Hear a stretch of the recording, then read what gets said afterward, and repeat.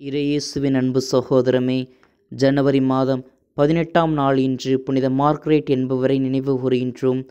இவர் குரோஷிய அரசின் Cleese Fortress என்னுமிடத்தில் அரசு தம்பதியினருக்கு 8வது மகளாக ஜனவரி 27, 1642ஆம் ஆண்டில் பிறந்தார். புனித மார்க்ரெட்டின் தந்தை ஹங்கேரியின் அரசராக இருந்த தருணத்தில் மங்கோலியர்களின் ஹங்கேரி மீதான படையெடுப்பின் போது மங்கோலியர்களிடமிருந்து ஹங்கேரி விடுபட்டால் புனித மார்க்ரெட்டின் பெற்றோர்கள் தனது குழந்தையை ஆன்மீகத்திற்கு அர்ப்பணிப்பதாக உறுதிமொழி ஏற்றனர்.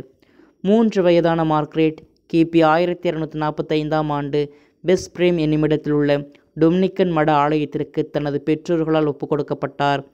6 வருடங்கள் கழித்து 9 வயதான குழந்தை மார்க்ரெட் ரேபிட் தீவிலுள்ள நியூலக் சீக்கெட் என்னுமிடத்தில் அவரது பெற்றோர்களால் நிறுவப்பட்ட புனித கன்னிமரியாள் மடத்திற்கு அழைத்துச் செல்லப்பட்டார்.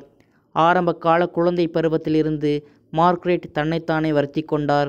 இரும்பிலான அரைக்கச்சை அணிந்தும் ஒரு வகையான அரிப்புத்தன்மையை கொடுக்கும் மயிர் ஆடைகள் அணிந்தும் கம்பி மற்றும் ஆணிகளான காலணிகள் அணிந்தும் தம்மை வருத்தி கொண்டார். பின்னர் மடத்தின் சாக்கடை சுத்தம் செய்வது போன்ற அழுக்கான பணிகளையும் செய்தார்.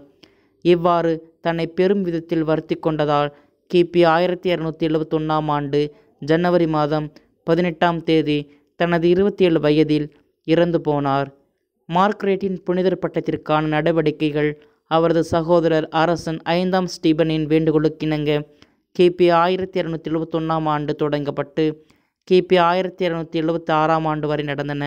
ஆனாலும் அவரது பரிந்துரைகளால் 74க்கும் மேற்பட்ட அற்புதங்கள் நடந்தும் புனிதர் பட்டத்திற்கான பணிகள் நிறைவேறவில்லை.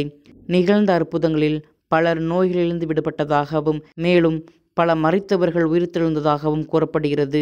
இறுதியில் கிபி 1943ஆம் ஆண்டு நவம்பர் மாதம் 19ஆம் நாள் திருத்தந்தை 12ஆம் பயஸ் அவர்களால் புனிதர் பட்டம் வழங்கப்பட்டது.